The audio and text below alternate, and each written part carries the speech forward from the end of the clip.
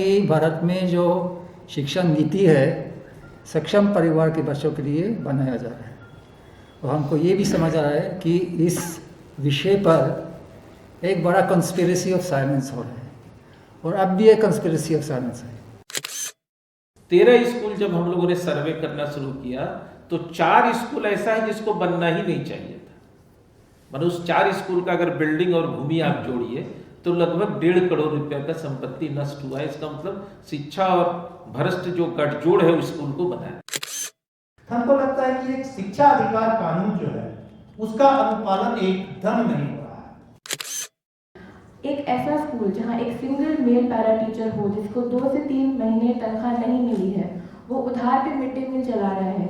क्या आपको लग रहा है वो मिड डे मील में वो खाना बच्चों को दे पा रहा है जो एक्चुअली मेन्यू में लिखा है सरकार के अनुसार?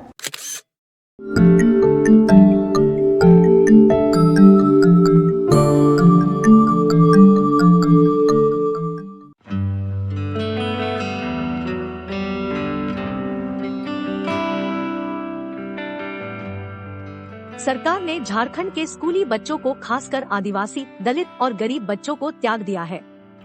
इनकी स्कूली शिक्षा आज बद से बदतर हो चुकी है। यह मानना है देश के जाने माने अर्थशास्त्री डॉक्टर जॉन ड्रेस का। एक नई सर्वे रिपोर्ट के आधार पर वह यह बयान सोमवार को एक प्रेस कॉन्फ्रेंस में दे रहे थे। सुनिए क्या कह रहे हैं डॉक्टर जॉन ड्रेस। झारखंड के स्कूली बच्चों को और खास करके गरीब दलित आदिवासी बच्चों को छोड़ दिया गया है। The school children have been abandoned. The school children of underprivileged families have been abandoned by the schooling system and the state government in the last few years. पहले कोविड के समय 2 साल तक प्राथमिक और उच्च प्राथमिक स्कूलों को बंद कर दिया गया, जो पूरी दुनिया में एक रिकॉर्ड है। This is a world record. मेरी जानकारी में और कहीं नहीं इतना लंबा समय तक स्कूलों को बंद कर दिया गया, नंबर 1। दूसरा, उसके दौरान 2 साल के दौरान केवल ऑनलाइन पढ़ाई पर निर्भर कंप्लीट रिलायंस ऑनलाइन लर्निंग। जो बाकी जो बच्चे थे, जो मेजोरिटी है जिनके पास स्मार्टफोन नहीं है, जिनको ऑनलाइन पढ़ने का कोई आदत नहीं है, कोई समझ नहीं है, उनके लिए कोई भी प्रावधान झारखंड में नहीं था। No homework, no informal part time classes, nothing. और अब फरवरी में जब स्कूल खुले हैं, इन बच्चों को मदद करने के लिए बहुत कम किया गया है, लगभग कुछ नहीं। पिछले साल अगस्त 2021 में हम लोग एक भूया टोली नामक एक गांव गए थे जो चंदवा ब्लॉक में है।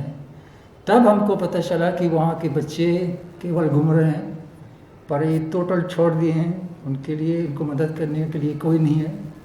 तब हमको समझ आया कि भारत में जो शिक्षा नीति है सक्षम परिवार के बच्चों के लिए बनाया जा रहा है और हमको ये भी समझ आ रहा है कि इस विषय पर एक बड़ा कंस्पिरेसी ऑफ साइलेंस हो रहा है और अब भी एक कंस्पिरेसी ऑफ साइलेंस है। जो अभी संकट है इसकी कोई बात ही नहीं हो रही। तब हम तय किए कि चलिए हम लोग एक थोड़ा सर्वे करेंगे इस पूरे क्षेत्र में, समझने के लिए कि बच्चे क्या करते हैं और कहाँ तक पढ़ाई कर पा रहे हैं। So we did a survey called the School Children Online and Offline Learning Survey, School Survey.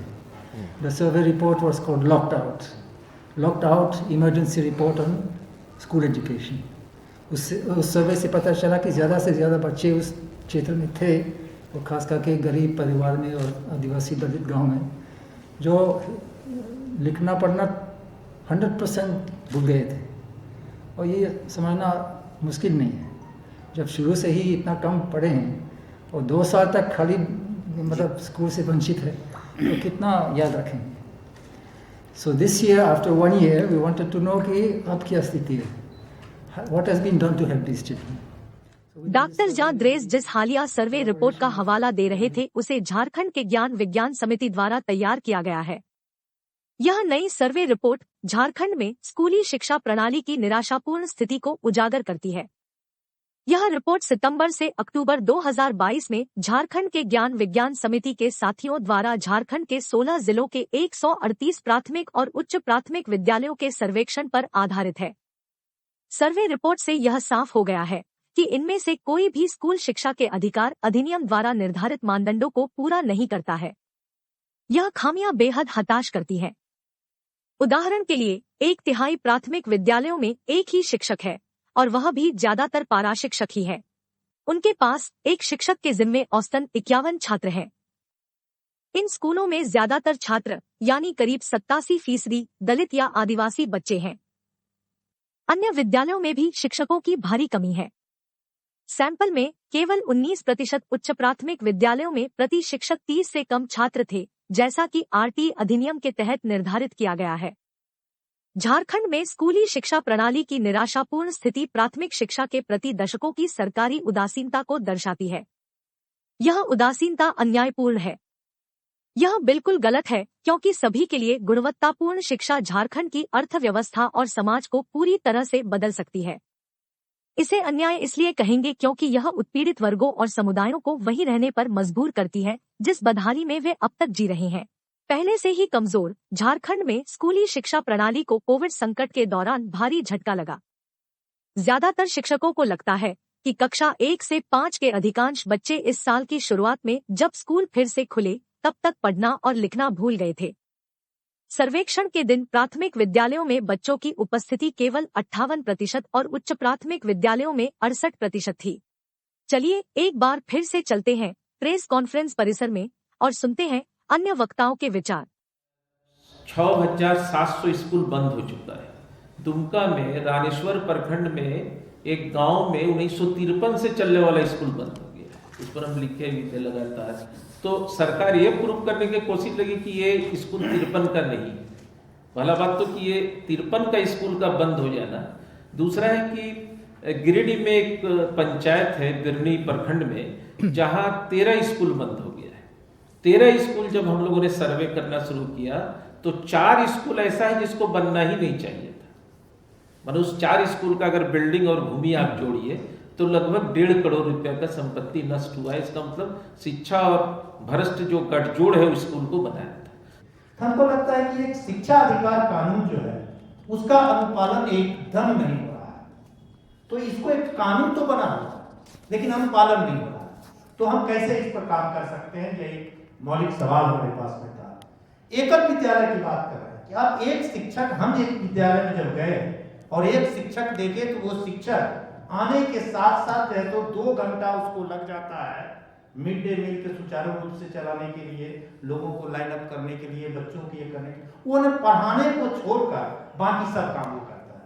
जो उसका मूल काम है पढ़ाना, उसको छोड़कर बाकी दूसरे काम कर रहा है। हमारे सैंपल में सिंगल टीचर स्कूल प्राथमिक 35% थे, जो ज़्यादातर मेल पैरा टीचर चला रहे हैं। मेल पैरा टीचर्स को उनकी तनख्वाह 2 से 3 महीने देर में मिल रही है। एक ऐसा स्कूल जहां एक सिंगल मेल पैरा टीचर हो जिसको 2 से 3 महीने तनख्वाह नहीं मिली है, वो उधार पे मिड डे मील चला रहा है। क्या आपको लग रहा है वो मिड डे मील में वो खाना बच्चों को दे पा रहा है जो एक्चुअली मेन्यू में लिखा है सरकार के अनुसार?